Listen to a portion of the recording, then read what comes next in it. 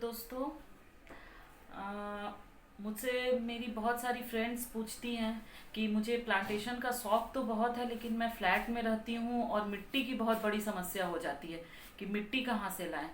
तो आज मैं आपको आपके किचन वेस्ट से ही खाद और मिट्टी दोनों बनाने के लिए बताऊंगी, कैसे आप अपने किचन वेस्ट से ही खाद भी बना सकते हैं और उसी को अपनी मिट्टी की तरह यूज़ भी कर सकते हैं। तो उसके लिए आपको क्या क्या चाहिए होगा वो मैं पहले बता देती हूँ। एक तो किसी भी तरह का कंटेनर, ये तो मैं एक गमला ही ली हूँ। आप मिट्टी का गमला, प्लास्टिक का गमला या कोई भी तरह का कंटेनर है, चाहे कोई भी कैरी बैग वगैरह आता है, किसी भी चीज़ को यूज़ कर सकते हैं। उसमें होल्स होने चाहिए ज़रूर। जैसे इसमें देखिए मैंने होल्स कर रखे हैं, ये होल्स जरूर होने चाहिए।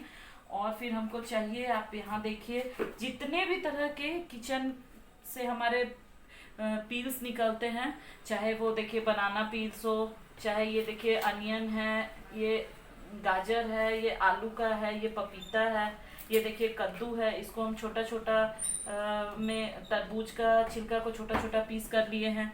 ये हम लोग का सारा किचन का वेस्ट है। किसी भी तरह का किचन से जो हमारा वेस्ट निकलता है वो हम लोग यूज़ कर सकते हैं। सिर्फ एक चीज़ का ध्यान रखना है कि किसी भी तरह का कुक्ड फूड नहीं लेना है, चाहे पका हुआ चावल हो, चाहे उबला हुआ आलू का छिलका हो, किसी भी तरह का हम लोग को कुक्ड फूड नहीं यूज़ करना है। आप कच्चा कुछ भी ले सकते हैं, यहाँ तक कि चावल आटा ये सब भी आप कच्चा ले सकते हैं, लेकिन पका हुआ कुछ भी नहीं ले सकते हैं। और हम एक ये नीम पत्ता लिए हैं।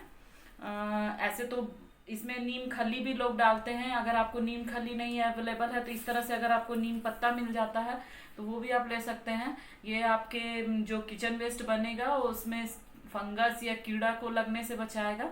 तो हम ये लिए हैं। और ये थोड़ा सा वर्मी कंपोस्ट है, जो हमारे गोबर के गाय के गोबर से जो बनता है वर्मी कंपोस्ट, वो है। ये कोई ज़रूरी नहीं है कि आपके पास हो तभी ये बनेगा। अगर है तो बहुत अच्छी बात है, क्योंकि ये उसको रिसाइकल करने में मदद करता है, जल्दी रिसाइकल हो जाता है हमारा जितना भी वेस्ट है। और अगर नहीं है तो भी कोई दिक्कत नहीं है। और एक चीज़ आपको बहुत ज़रूरी है, वो है मिट्टी।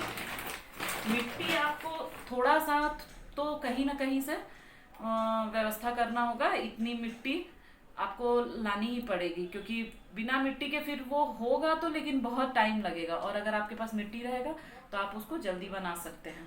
अब हम इसको रेडी करते हैं और आप देखिए कि हम इसको कैसे बनाते हैं। बहुत ही इजी है, कोई झंझट नहीं है, किसी तरह का कोई मेहनत का काम नहीं है।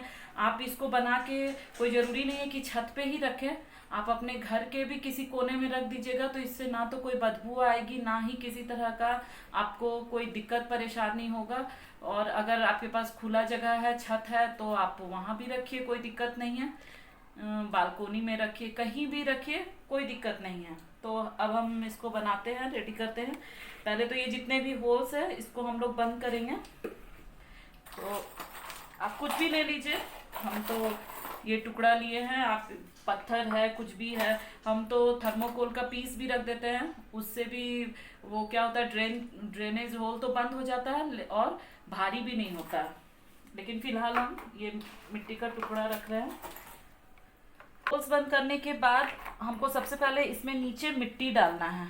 मिट्टी हम इसलिए डालेंगे क्योंकि जब हमारा किचन वेस्ट जो है जब डिकम्पोस्ट होता है तो उसमें से लिक्विड फॉर्म में निकलता है, तो उससे उसमें थोड़ी सी स्मेल भी आती है। तो नीचे मिट्टी डालने से क्या होगा, वो मिट्टी ही सारा वो एब्जॉर्ब कर लेगा लिक्विड को। और वो लिक्विड वैसे तो बहुत अच्छा ये होता है, वो अपने में बहुत अच्छा खाद होता है, लेकिन वो आपका वेस्ट हो जाएगा अगर ड्रेन होल से निकल करके चला जाएगा। तो नीचे मिट्टी इसलिए डालते हैं कि वो उसको एब्जॉर्ब कर ले और आपका जितना भी उसकी गुणवत्ता है वो आपके कंपोस्ट में ही रह जाए। तो हम इसमें नीचे सबसे पहले मिट्टी डालेंगे।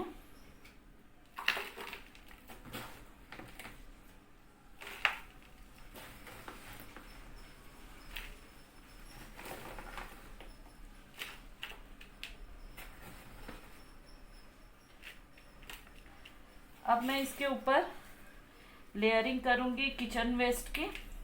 इसमें कुछ भी नहीं है, आपको जो भी जैसे भी मिलता है आप लेयरिंग करते रहिए। आप रोज का रोज भी कर सकते हैं, एक साथ जमा करके भी कर सकते हैं। जैसे अगर रोज आपके किचन से अगर इतना सा भी वेस्ट निकला तो आप उसको डाल दीजिए, थोड़ी सी मिट्टी डाल करके उसको ढक दीजिए, फिर दूसरे दिन फिर डालिए। कोई ज़रूरी नहीं है कि आप एक ही बार में इकट्ठा करके डालें, या आप जैसे अपने सुविधा के अनुसार आप जैसे भी कर सकते हैं। तो अब मैं इसमें सारे अपने जो किचन वेस्ट है वो इसमें डालूंगी। अब जैसे मैं लेयरिंग करने बता रही हूँ, ये थोड़ा सा इम्पोर्टेंट है। जैसे मैंने इतना डाला, अब इसके ऊपर आप थोड़ा सा वर्मी कंपोस्ट डाल दीजिए, बस इतना सा काफ़ी है। थोड़ा सा मिट्टी डाल दीजिए, बस इतना ही सा काफ़ी है। थोड़ा सा नीम पत्ता बिछा दीजिए, अगर आपके पास नीम खल्ली है तो वो डाल दीजिए थोड़ा सा। एक चीज़ आप और इसमें डाल सकते हैं, जैसे हमारे घर में जो आते हैं बॉक्स, जो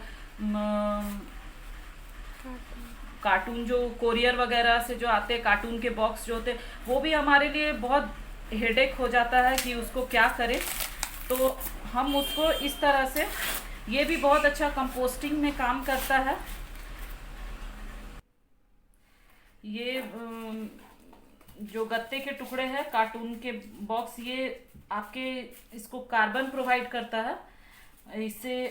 इससे भी कंपोस्टिंग में बहुत अच्छी इसको मदद मिलती है। और आपका जगह आप इसमें कुछ भी डालें, जितने छोटे टुकड़े डालेंगे वो उतना जल्दी कंपोस्ट होगा, जितने बड़े टुकड़े डालेंगे वो उतना लेट कंपोस्ट होगा।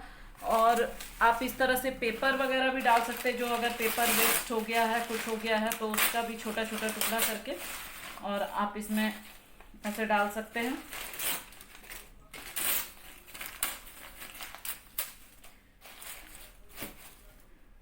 अब इसी तरह से हम अपना दूसरा लेयर लगाएंगे और ऐसे ही लेयर पर लेयर लगाते जाएंगे जब तक कि ये पूरा भर नहीं जाता।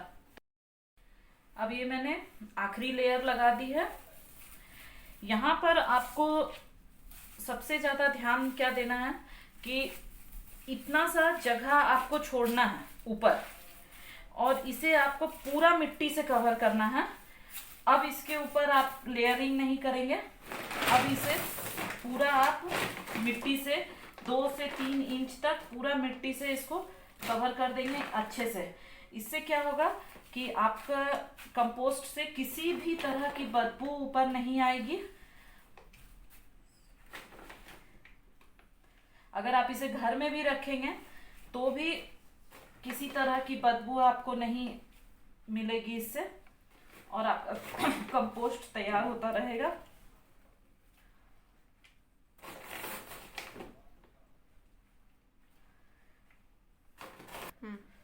अब इसे मैंने पूरा ऊपर तक मिट्टी से कवर कर दिया है।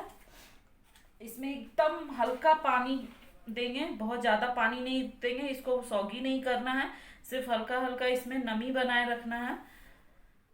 और आप इसमें एक काम और कर सकते हैं कि आप इसमें अभी भी प्लांट लगा सकते हैं, लेकिन आप कैसा प्लांट लगा सकते हैं, जैसे धनिया आप इसमें उगा सकते हैं, पुदीना उगा सकते हैं, पालक उगा सकते हैं, किसी भी तरह का जिसका कि जड़ गहरा नहीं जाता है, उस तरह का कोई भी आप अपना सब्जी हो, चाहे किसी भी कोई भी फ्लावर जिसका कि जड़ गहरा नहीं जाता है, आप इसमें आराम से लगा दीजिए। वो नीचे अपना कंपोस्ट बनते रहेगा और ऊपर आपका पौधा रेडी हो जाएगा।